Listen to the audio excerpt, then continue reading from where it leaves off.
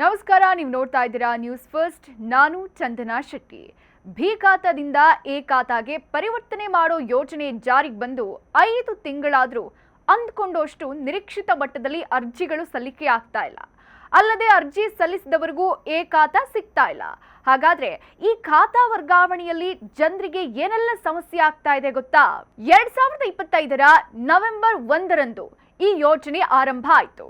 ಆದ್ರೆ ಆಗಿನಿಂದಲೂ ಒಂದಲ್ಲ ಒಂದು ಸಮಸ್ಯೆ. ಆರಂಭದಲ್ಲಿ ಆನ್ಲೈನ್ನಲ್ಲಿ ಅರ್ಜಿ ಸಲ್ಲಿಸೋದು ದೊಡ್ಡ ಕಷ್ಟ ಆಯಿತು. ಅದಾದ ಮೇಲೆ ಅರ್ಜಿ ಸಲ್ಲಿಸಿದ್ರು ಅದು ಮುಂದೆ ಹೋಗ್ತಾ ಇರಲಿಲ್ಲ. ಈ ಸಮಸ್ಯೆ ಮುಂದುವರೆದಿದ್ದು ಇದೀಗ ಎಲ್ಲ ಮಂಜೂರಾತಿ ಸಿಕ್ಕರೂ ಕೊನೆಗೆ ನಾಗರಿಕರು ಶುಲ್ಕ ಪಾವತಿಸೋ ಲಿಂಕ್ ಕೆಲಸ ಮಾಡ್ತಿಲ್ಲ. ಬಿ ಖಾತಾ ಹೊಂದಿರೋ ಮಾಲೀಕರು ಏಕ ನಿವೇಶನ ಯೋಜನೆಯಂತೆ ಅದಕ್ಕೆ ನಕ್ಷೆ ಸಿದ್ಧಪಡಿಸಿ ಅರ್ಜಿ ಸಲ್ಲಿಸಬೇಕು. ಕಂದಾಯ ಇಲಾಖೆ ಅಧಿಕಾರಿಗಳು ಸ್ಥಳ ಪರಿಶೀಲನೆ ನಡೆಸಿ ವರದಿ ಸಲ್ಲಿಸುತ್ತಾರೆ. ಕಂದಾಯ ಇಲಾಖೆಯ ಕಿರಿಯ ಅಧಿಕಾರಿಗಳಿಂದ ಹಿಡಿದು ನಗರ ಪಾಲಿಕೆಗಳ ಜಂಟಿ ಆಯುಕ್ತರು ಪರಿಶೀಲನೆ ನಡೆಸಿ ಅರ್ಜಿಗೆ ಅನುಮೋದನೆಯನ್ನ ನೀಡಬೇಕು.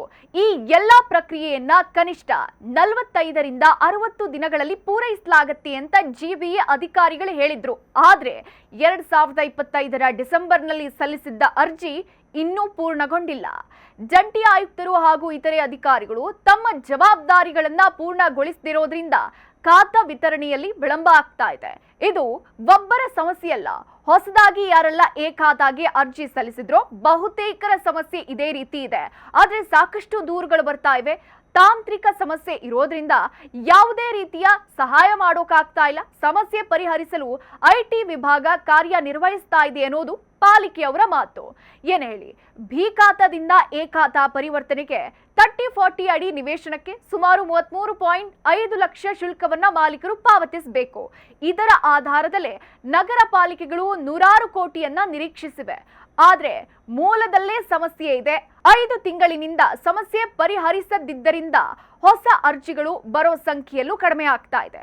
ಸುಮಾರು 12 ಲಕ್ಷ ಆಸ್ತಿಗಳು ಈ ಯೋಜನೆ ವ್ಯಾಪ್ತಿಗೆ ಬರಲಿವೆ ಅಂತ ಅಂದಾಜು ಮಾಡಲಾಗಿದ್ರು ಈವರೆಗೂ 5 ನಗರ ಪಾಲಿಕೆಗಳ ವ್ಯಾಪ್ತಿಯಲ್ಲಿ ಅರ್ಜಿಗಳ ಸಂಖ್ಯೆ 10,000 ಕೂಡ ಮೀರಿಲ್ಲ.